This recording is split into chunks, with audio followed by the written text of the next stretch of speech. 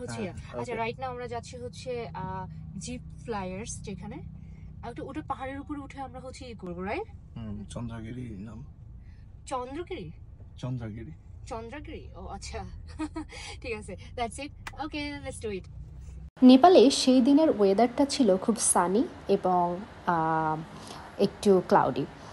যাচ্ছিলাম হচ্ছে চন্দ্রগিরিতে, আমার হোটেল থেকে প্রায় 1 ঘন্টার জার্নি। মেঘের রাজ্যে যাচ্ছি, মেঘ ধরবো বিধায় হচ্ছে চন্দ্রগিরির দিকে রওনা হওয়া। এই যে চলে এলাম, এখান থেকে হচ্ছে ক্যাবল কার স্টেশন, ক্যাবল কার দিয়ে হচ্ছে আমরা প্রায় অনেক উপরে উঠে যাব পাহাড়ের। এটা বলতে গেলে প্রায় 8200 ফিটেরও বেশি উপরে আমরা উঠে যাব এবং ওখানে গিয়ে দেখতে পাবো যে অনেক মেঘ আমাদের সাথে কথা বলতে এসেছে, দেখা করতে এসেছে বাই দ্য ওয়ে। সো এটা হচ্ছে ক্যাবল কারে উঠে গেলাম। এটা হচ্ছে ক্যাবল কারের মধ্যে একটা ছোট্ট ভিউ, দেখতে পাচ্ছেন যে আশেপাশেই আমার মেঘ কিন্তু ঘোরাফেরা অলরেডি করা শুরু করে দিয়েছে। ক্যাবল কারগুলো আশপাশ দিয়ে যাচ্ছে, ইভেন পুরো কাঠমান্ডু সিটিটাও এখান থেকে দেখা যাচ্ছে।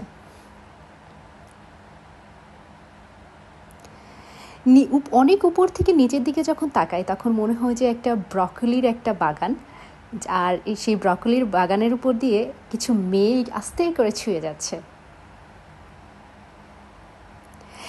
এটা না আসলে ক্যামেরাতে মানে এক্সপ্লেইন করা পসিবল না যদি আপনারা ওখানে সরাসরি না গিয়ে দেখেন।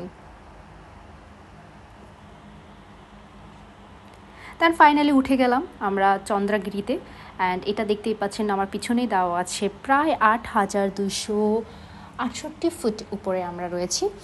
অ্যান্ড এখানে আরও অনেক কিছু কিছু লোকেশন আছে, আপনাদেরকে আস্তে আস্তে করে ঘুরে দেখাবো এখন। মোট কথা হচ্ছে ক্যাবল কার দিয়ে উঠে আসার পরে আপনারা যে ভিউটা পাবেন সেটাই হচ্ছে যে এই ভিউটা উঠেই দেখতে পারবেন যে এখানে সমস্ত ইনস্ট্রাকশনগুলোও দেওয়া আছে। অ্যান্ড সেই ভিউটা হচ্ছে এটা। ক্যাবল কার থেকে নামার পরেই হচ্ছে আপনারা এই ভিউটা পাবেন এবং আস্তে আস্তে এখানে বিভিন্ন ধরনের পাহাড় আছে।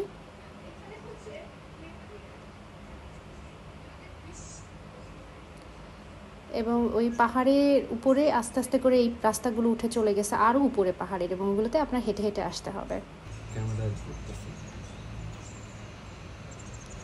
এইটা হচ্ছে একদম উপর থেকে একটা ভিউ, দেখতেই পাচ্ছেন কিছু কিছু জায়গায় রোদ দেখা যাচ্ছে, কিছু কিছু জায়গায় আবার ক্লাউডি রয়েছে। উপরে উঠে আসার পরে দেখি কিছু ফ্যান্সি রেস্টুরেন্ট রয়েছে, এত সুন্দর করে ডেকোরেট করা, এবং ওখানে যে খাবার দাবার ছিল সেই খাবার দাবারগুলো অনেক মজার ছিল। এবং এখানে কিন্তু হোটেলও রয়েছে, কেউ যদি চায় যে এই চন্দ্রগিরিতে থেকে যাবে তারা কিন্তু নাইটও স্টে করতে পারবে। কুয়াশার মতো লাগছে কিন্তু এটা কিন্তু কুয়াশা না, আমি আগেও বলি এটা হচ্ছে মেঘ, এত অনেক উঁচু পাহাড়ের উপর যেখানে আমরা দেখি যে খাঁজে খাঁজে মেঘ জমে আছে, আমরা সেরকম একটা খাঁজের মধ্যে মেঘের মধ্যে দাঁড়িয়ে আছি এবং মেঘের মধ্যে দাঁড়িয়ে আছি, হাঁটছি এবং অনেক মজা করতেছি। আমি হ্যাভেনের মধ্যে চলে আসছি লিটারালি গাইস। সো নেপাল কিন্তু রিকমেন্ডেড, যারা বলেন যে নেপাল দেখার মতো কিছু নাই, জাস্ট কাম। ওয়েল, মেঘটা যখন গায়ের উপর আসছিল তখন কিন্তু মনে হচ্ছিল যে একটু ভিজা ভিজা, যেমন শিশির গায়ে লাগলে যেমন লাগে ঠিক তেমন। ওয়েদারটা এত সহনশীল ছিল, ওয়েদারের কারণেও মনটা বেশ ভালো লাগছিল এবং ছোটাছুটি করতে, ঘোরাফেরা করতে, নাচানাচি করতেও একদম খুব ইজি লাগছিল। আমরা যে টাইমটাতে গিয়েছিলাম নেপালের এই চন্দ্রগিরিতে, টাইমটা ছিল প্রায় 3টার দিকে। তো অনেক কিছুই দেখা যাচ্ছে বন্ধ হয়ে গেছে, অনেক রাইড ছিল এখানে, রাইডগুলো আমরা মিস করে ফেলেছি।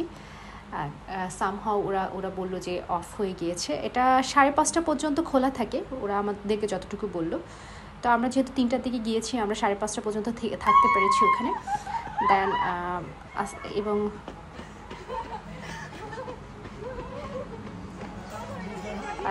সরি, আসলে একটু বাচ্চার মতো বিহেভ করছিলাম ওখানে যাওয়ার পরে। অ্যান্ড ফাইনালি ঘোরাফেরা করার পর, খাওয়া দাওয়া করার পরে দেন আবারও সেই সিরিয়াল ধরলাম ক্যাবল কারের জন্য। যদিও বেশিক্ষণ ওয়েট করা লাগে না, হাঁটতে হাঁটতে হাঁটতে হাঁটতে এইভাবে আমরা দেখা যাচ্ছে যে পেয়ে গেলাম আবার, কারণ আমাদের আবার নিচে নামতে হবে, নিচে নেমে আবার আমাদেরকে কার ধরে দেন আবার হচ্ছে আমাদের হোটেলে পৌঁছাতে হবে, কারণ অলরেডি অফ হয়ে গিয়েছে, 5:30 বেজে গিয়েছে। যখন এই যে দেখতে পাচ্ছেন, যখন ক্যাবল কার দিয়ে যখন নিচে নামছিলাম, ইটস ফিল লাইক হ্যাভেন থেকে মাটিতে নামছি। আশেপাশের ভিউটা দেখেন জাস্ট, এরকম গ্রিনারি আমি কখনোই দেখি নাই।